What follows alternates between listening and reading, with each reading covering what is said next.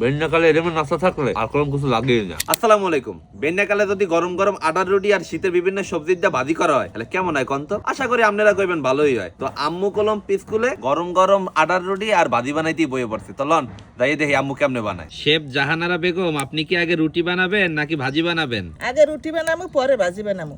আটার রুটি বানানোর পানে প্রথমে আটা হিদাইতে হইবে, আর হিদাইনার পানে পাইলের মধ্যে দিয়ে দিতে আসি পানি, নুন। প্রায় 5 মিনিটের মতো হয়ে গেছে। আম্মু দেখো তো পানি উতলাইছে কিনা। দেখতে আছি। হ্যাঁ, পানি দুধ লই গেছে। হ্যাঁ, এখন কি করবা? আটা দেখতে হইবে। এখন অনেকেই কইতে পারেন আটার রুটি বানাইয়া ইয়াও আবার দেখাইনা লাগে, এত আমরা পারি। আরে ভাই আমনে পারেন এর মানে তো সবাই পারে না। আটা হিদাইনা হয়ে গেছে, এখন পাইলাটা চুলের দিয়ে উড়াই থইতে হইবে।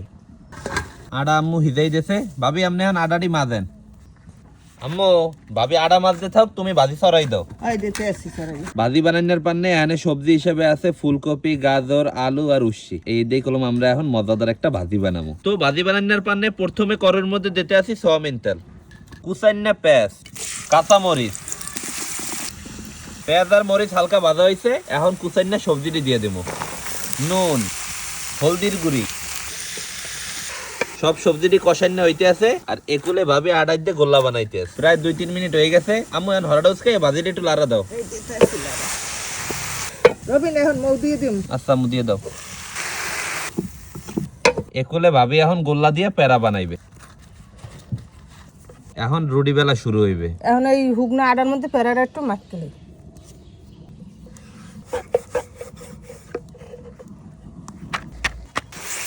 প্রায় তো বাজি হয়েই গেছে নাকি? হ্যাঁ হ্যাঁ। সব শেষে এখন দেবো ধনিয়া পাতা। আম্মু রাতের স্পেশাল সবজি বাজি কলম হয়ে গেছে। এখন বেললে তো আটার রুটি ভাজতে হইবে। দেখছেন কত সুন্দর রুটি ফলছে।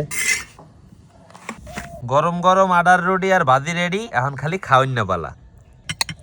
বোঝেন আমি কতটা ভাগ্যবান। আম্মু রাতের আটার রুটি আব্বুর লগে বইয়ে খাইতে আছি। কয়জন আপনি পারে কন? আব্বু ল শুরু করি। গরম রুটি দিয়ে এখন ঠান্ডা ঠান্ডা হয়ে যাওয়া দর্শ। গরম ভাজি আর হালকা গরম আটার রুটি খাই দেই কেমন হয়েছে। বিসমিল্লাহ। এককালে ছোটকাল হইতে যে আটার রুটি আর ভাজি খেয়ে বড় হয়েছি, ঠিক সেম স্বাদ। আব্বু কেমন লাগতেছে? খুব মজা লাগতেছে। এই বেন্যাকালে ভাজি আর রুটি খাইতে আপনাকে কার ভালো লাগে জানাইন কলম। আমি যদি এই আটার রুটি আর ভাজির রেটিং দেই, আমি 10-এর মধ্যে 10ই দিমু। আব্বু কত দেবা? আমি 10 দিন। বেন্যাকালে এরকম নাস্তা থাকলে আর কোনো কিছু লাগেই না। ভাজির দিয়ে রুটি খাওয়া হয়ে গেছে, এখন একটু দুধ সাইড দিয়ে রুটি খামো।